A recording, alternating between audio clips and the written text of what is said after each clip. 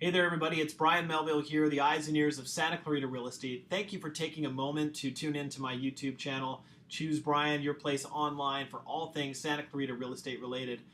It is another late night here on the Melville team, but I wanted to get one more video out. I had somebody ask me today, what are some things to be aware of when you're getting involved for the first time in a home buying transaction?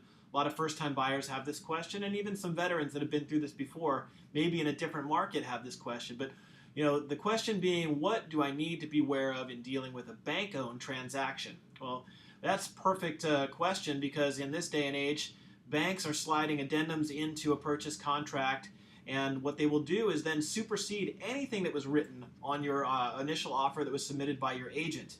Well, one of the things they like to do is what is more commonly known as, as passive time periods. Now, in a standard transaction, the buyer, once you write the contract and it's fully accepted, you have 17 days from the time of that acceptance to do all of your inspections, get the loan, make sure the property appraises at value, and just basically do your due diligence to make sure everything is satisfactory and approved before releasing your deposit and essentially saying in writing, I'm all in, I'm ready to go, there's nothing stopping me from moving this house, and you then remove all of your contingencies. This is a big point in time in any transaction, one that I don't take lightly.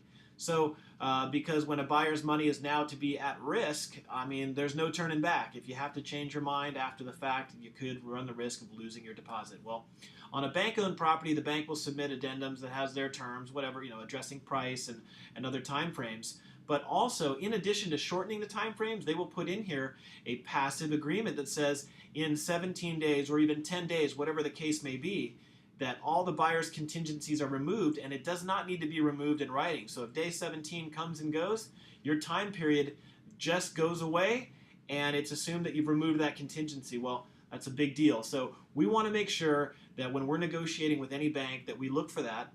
We also want to try to counter that out whenever possible and make sure that we give you, the buyer, every opportunity to cancel in writing, not passively. If you want to know a little bit more about this, please feel free to give me a call, 661-373-9714, or just email me, brian@choosebrian.com, and I'd be more than happy to share with you any and all of my home buyer tips and cautionary tales, if you will.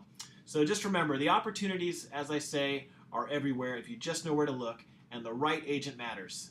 Choose Brian, and I hope to hear from you guys soon. Take care.